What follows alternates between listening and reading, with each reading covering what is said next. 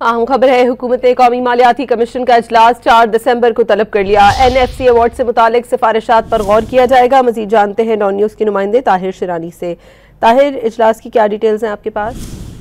जी, ये कौमी मालियाती कमीशन का पहला इजलास होगा जो 4 दिसंबर को तलब किया गया है। तमाम जो NFC अरकान हैं उनको शिरकत की दावत दे दी गई है। इजलास की सदारत NFC के चेयरमैन वजीर खजाना मोहम्मद औरंगजेब करेंगे। 22 अगस्त को सदर मुमलिकत की मंजूरी से जो कौमी मालियाती कमीशन 11वां है वो तश्कील दिया गया था और उसके बाद फौरी तौर पर इजलास बुलाया गया था, लेकिन सैलाब की वजह से वो इजलास नहीं हो सका था। तो अब 4 दिसंबर को ये इजलास शेड्यूल किया गया है। कौमी मालियाती कमीशन के इब्तिदाई इजलास में 3 नुकाती एजेंडे पर गौर का इम्कान है। इजलास में NFC अवार्ड से मुतालिक सिफारिशात पर गौर होगा। इजलास में ज़ैली ग्रुप्स कायम करने का जायजा लिया जाएगा। वफाक समेत इजलास में चारों सूबे मालियाती सूरत हाल पर ब्रीफिंग देंगे। इजलास में मुस्तकबिल के इजलास के हवाले से शेड्यूल तय किया जाएगा। चारों सूबों के वज़राए खजाना, पंजाब से नासिर महमूद खोसा, सिंध से डॉक्टर असद सैयद, खैबर पख्तूनख्वा से डॉक्टर मुशर्रफ रसूल और बलूचिस्तान से महफूज अली खान कमीशन के अरकान में शामिल हैं।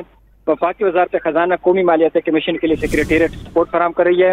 वफाकी हुकूमत और सूबों की कोशिश है कि जो नया मालियाती अवार्ड है वो उस पर इत्तेफाक राय हो जाए और तश्कील पाया जाए, क्योंकि 2010 को 7वां NFC अवार्ड तय पाया था और वही अभी तक चल रहा है। तो इसलिए वफाकी हुकूमत की जानिब से एक कमीशन तश्कील दिया गया है ताकि वफाक और सूबे मिलकर जो नया NFC अवार्ड है उस पर इत्तेफाक राय पैदा कर सकें।